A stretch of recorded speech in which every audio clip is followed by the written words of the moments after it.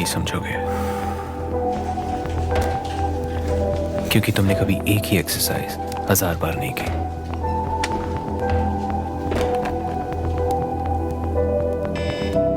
इस एक fitness campaign ने HealthKart led MuscleBlaze को आज 4000 करोड़ की कंपनी बना दिया है। आपने सही सुना, 4000 करोड़ की कंपनी बन गई है HealthKart led MuscleBlaze. एक ऐसी कंपनी कि जो अब सिर्फ सप्लीमेंट प्रोडक्ट नहीं बेचती बट एक ब्रांड है। तो ऐसा क्या किया मसल ब्लेज ने कि सारे इंटरनेशनल सप्लीमेंट जायंट्स को पीछे छोड़ दिया, वो भी ऐसी मार्केट में जहां फेक प्रोडक्ट्स, हाई प्राइसेस और ट्रस्ट की कमी थी। तो 2010 से पहले इंडिया में प्रोटीन सप्लीमेंट मार्केट कुछ अलग। ऑनलाइन प्रेजेंस छोड़ो, लोग सप्लीमेंट खरीदने से पहले 10 बार ही सोचते थे, जैसे कि प्रोटीन पाउडर एक स्टेरॉइड है, इससे किडनी खराब हो जाती है वगैरह वगैरह। मार्केट में 20 से 40% तक प्रोडक्ट्स अडल्टरेटेड या फेक मिला करते थे और लोग डरते थे कि यार इन प्रोडक्ट को खाने से हमारी हेल्थ पे इश्यूज आएंगे। International brands like optimum nutrition या मसल टेक बहुत expensive, high custom duty, price inflation की वजह से कोई आम आदमी ये अफोर्ड ही नहीं कर सकता था। और सप्लीमेंट सिर्फ मेट्रो सिटी में ही अवेलेबल था, छोटे शहरों में ऑलमोस्ट इम्पॉसिबल था ऐसे सप्लीमेंट्स का मिलना। तो यहाँ एक अपॉर्चुनिटी थी,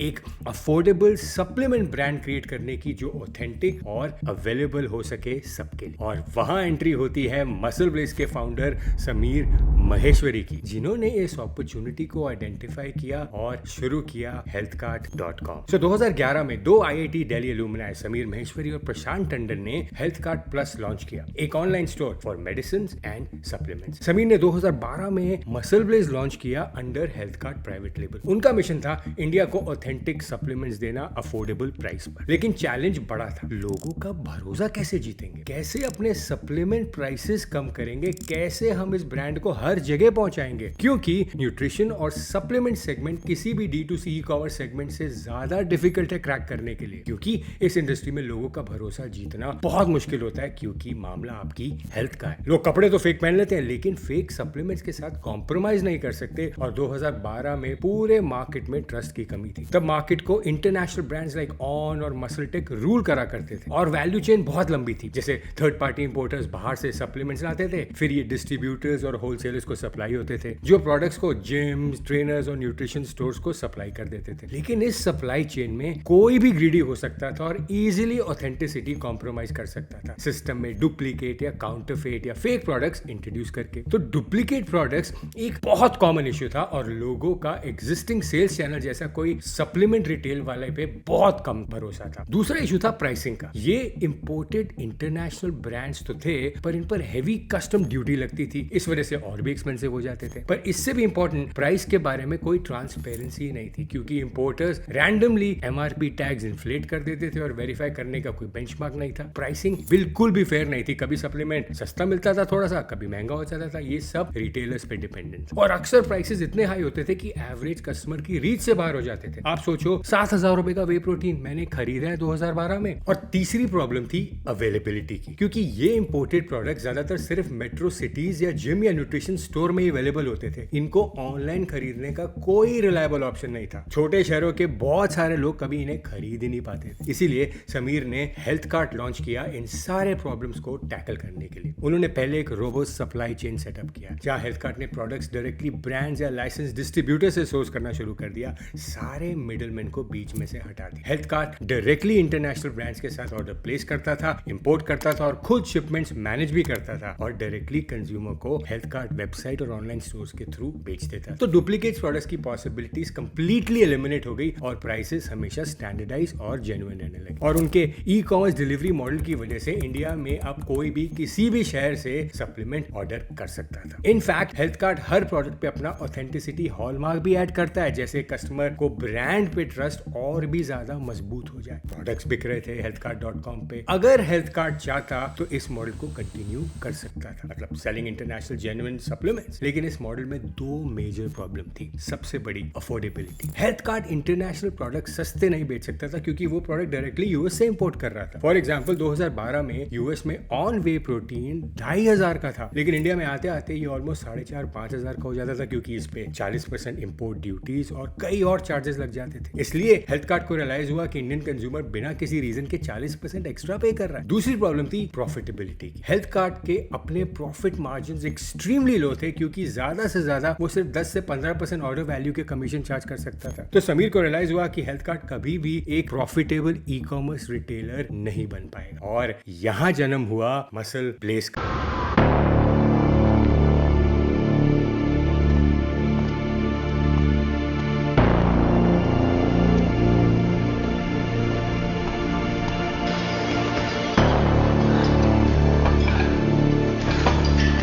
वो कहाँ जा रहा है? लेग्स मारते देखा उसे? फाड़ देगा।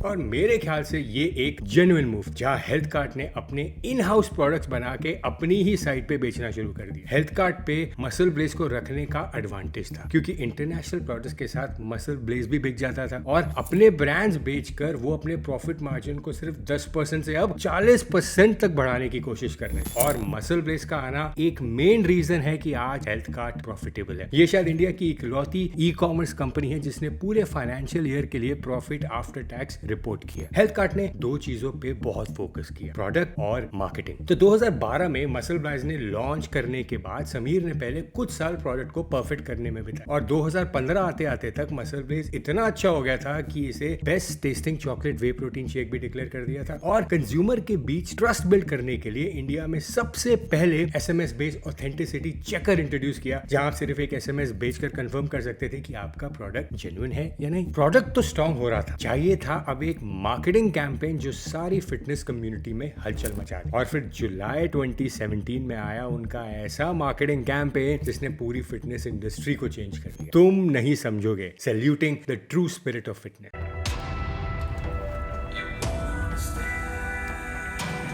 तुम नहीं समझोगे।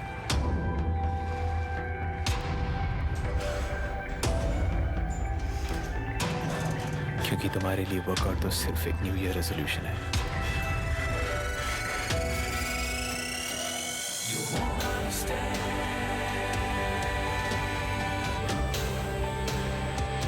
कभी तुम्हारे लिए थोड़ा अर्ली और कभी बहुत लेट है। तुम नहीं समझोगे। इस कैंपेन की प्रोडक्ट स्टोरी टेलिंग आज भी फिटनेस इंडस्ट्री में एक बेंचमार्क है जिसने बिना प्रोडक्ट मार्केटिंग करे पूरी मार्केटिंग कर दी। और फिर एक साल बाद इसी स्ट्रैटेजी को दोबारा रिपीट किया जिद्दी हूं मैं कैंपेन के लिए। तुम नहीं समझोगे। हम सुनते हैं सिर्फ अपनी जिद की।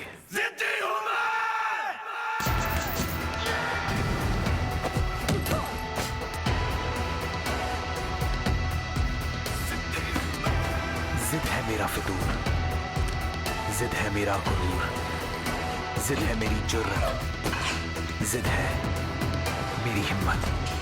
जिद से बना हूं मैं, हाँ जिद्दी हूं मैं।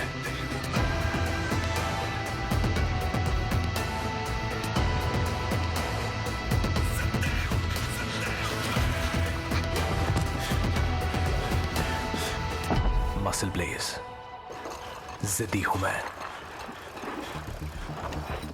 और इन दोनों कैंपेन से मसल ब्लेज ने अपने आप को दूसरों से डिफरेंशिएट कर दिया और बन गया एक अफोर्डेबल और favourite brand of India. In fact उन्होंने जिद्दी टाइप पे यूट्यूब पे शो भी बनाया जिसका नाम जिद्दी वॉर्स था, प्लस कई जिम गोर्स को इस कैंपेन के थ्रू फीचर भी किया जो आज तक किसी ब्रांड ने नहीं किया।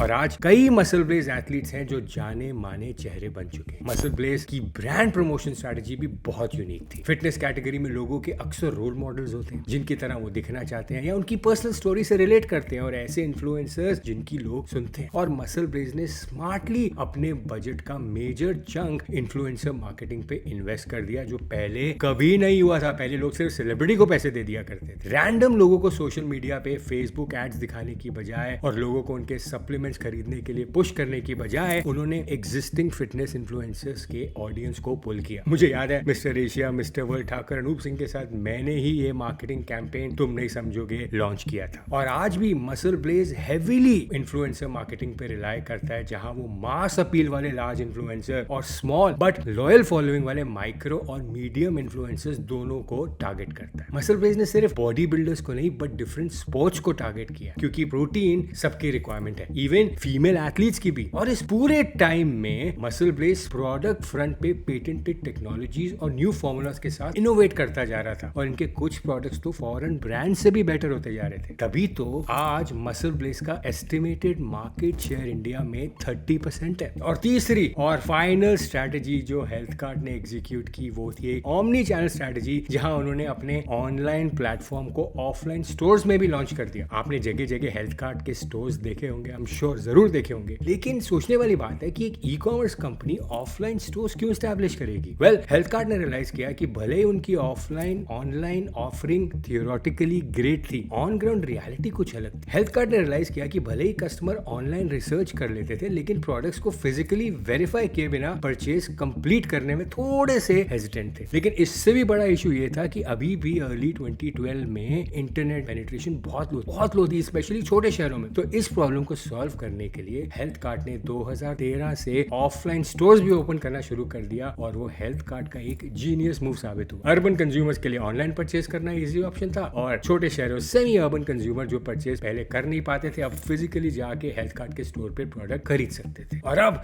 हेल्थ कार्ड से 100 से ज्यादा सिटीज में 200 से ज्यादा स्टोर्स हैं। और अब हेल्थ कार्ड इंडिया में एक 4000 करोड़ की जायंट कंपनी बन चुकी है। ऐसी कई स्टोरीज हैं इंडिया में जो हमको इंस्पायर करती हैं। ये है HealthKart led MuscleBlaze की कहानी, जो बन गई आज 4000 करोड़ की कंपनी। ऐसी कई स्टोरीज हैं इंडिया में जो हमको इंस्पायर करती, ऐसी कई कंपनीज हैं जो एक बड़ा ब्रांड बनकर निकल के आ रही हैं। और अब मैं आपके सामने ये सारी स्टोरीज शेयर करूंगा आपको इंस्पायर करने के लिए। स्टे ट्यून्ड, क्योंकि बहुत मजा आने वाला है।